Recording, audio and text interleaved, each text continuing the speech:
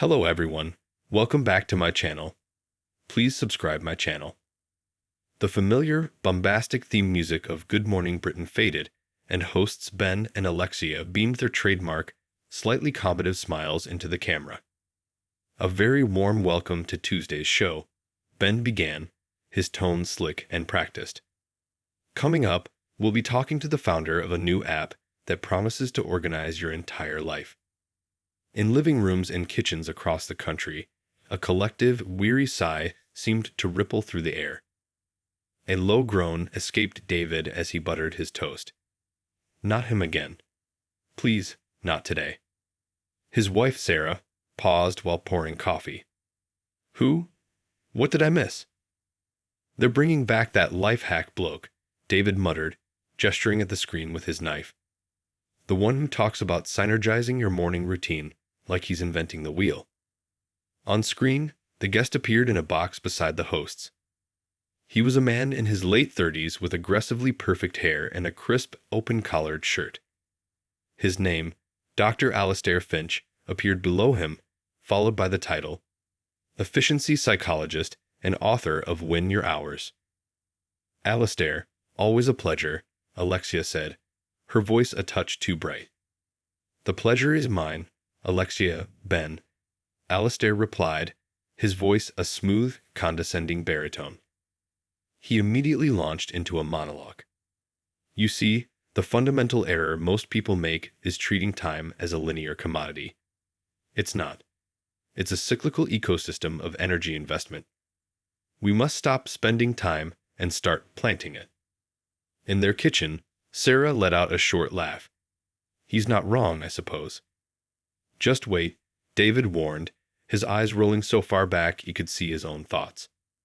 Dr. Finch continued, barely pausing for breath. The data is unequivocal. A 5-minute gratitude visualization before you even check your phone increases productive output by 27%. I call it cognitive priming. It's about weaponizing your mindset. The conversation spiraled from there.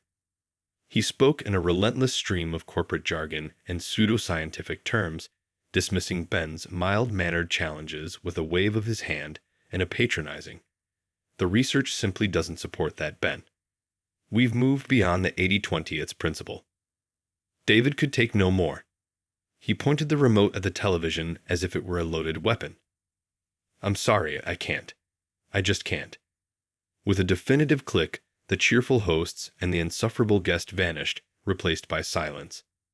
What are you doing? Sarah asked, surprised. Switching off.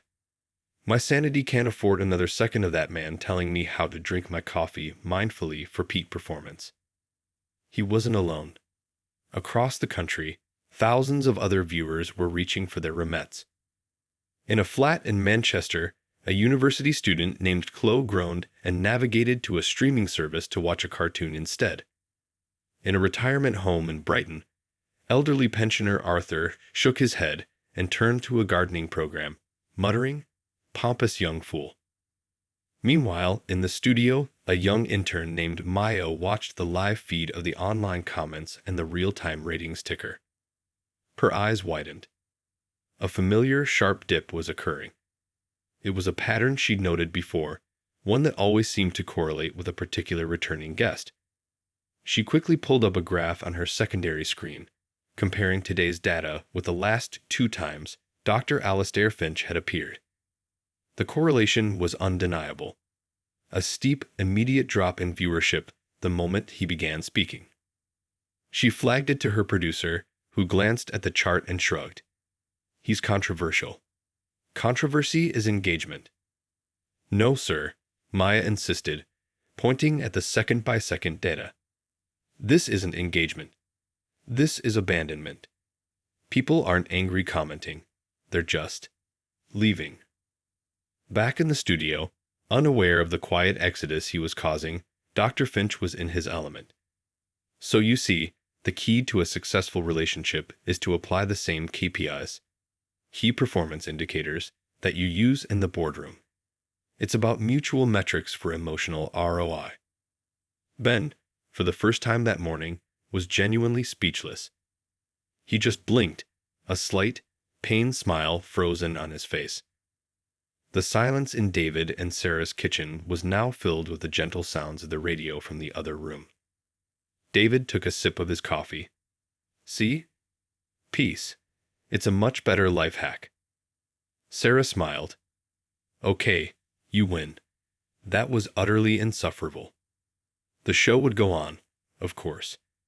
But for a significant portion of its audience, the morning had suddenly and blessedly improved. They had found a far more effective life hack than any Dr. Finch could ever propose: the power of the off button.